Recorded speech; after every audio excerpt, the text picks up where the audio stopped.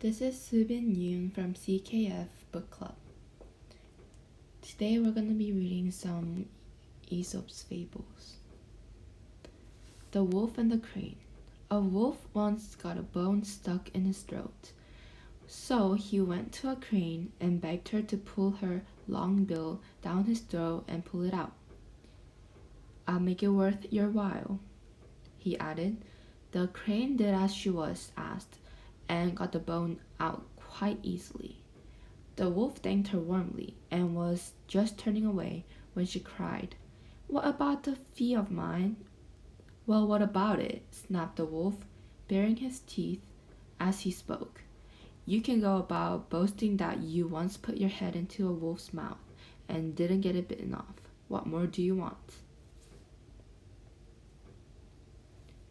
The Eagle, the Cat, and the Wild Sow.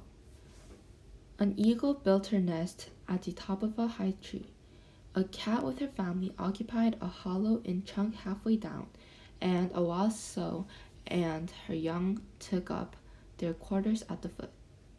They might have got on very well as neighbors had it not been for the evil cunning of the cat.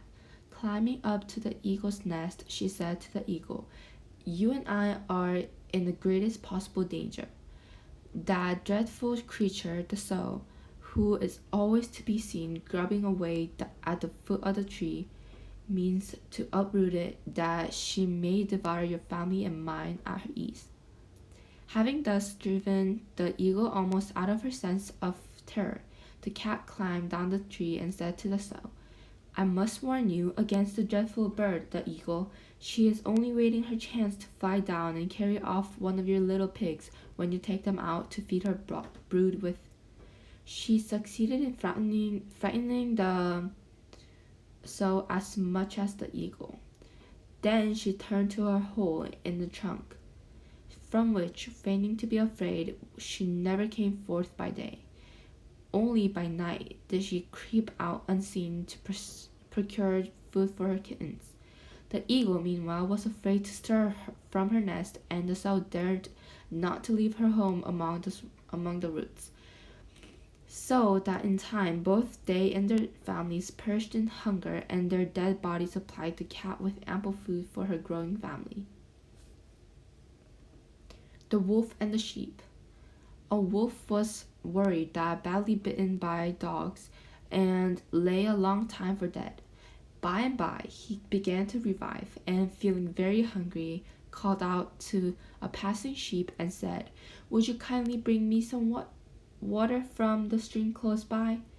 I can manage about meat, if only I could get something to drink." But the sheep was no fool. "I can quite understand," he said, "that if I brought you the water, you would have no difficulty about the meat. Good morning." A tiny fish was chased by a dolphin and splashed through the water at a great rate. But the dolphin gradually gained upon him and was just about to seize him when the force of his flight carried the tunny on to a sandbank. In the heat of the chase, the dolphin followed him, and there they both lay out of the water, gasping for dear life. When the tunny saw that his enemy was doomed by him like himself, he said, "I don't mind having to die now, for I see that he who is the cause of my death is about to share the same fate." The Three Tradesmen. The citizens of a certain city were debating about the best material to use in the fortifications which were about to be erected for the greater security of the town.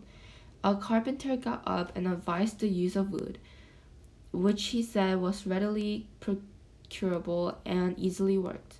A stone mason objected to wood on the ground that it was so inflammable and recommended stones instead. Then a tanner got on his legs and said, "In my opinion, there's nothing like leather. Every man for himself." The Mouse and the Bull. The bull gave chase to a mouse which had bitten him in the nose, but the mouse was too quick for him and slipped into the hole in the wall. The bull charged furiously into the wall again and again until he was tired out and sank down on the ground exhausted with his efforts. When all was quiet, the mouse started out and bit him again. Beside himself with rage, he started to his feet, but by the time the mouse was back in the hole again, and he could do nothing but bellow and fume in helpless anger. Presently, he heard a shrill little voice say from inside the wall, "You big fellows don't always have it your own way. You see, sometimes we little ones come off best. The battle is not always to the strong." The Hare and the Hound. A hound started a hare from her form and pursued her from some distance, but as she gradually gained upon him, he gave up the chase. A rustic who had seen the race met the hounds as he was returning and taunted him with his defeat. "The little one was too much for you," said he. "Ow, well," said the hound, "don't forget it's one thing to be running for your dinner, but quite another to be running for your life." That's it for today. Thank you.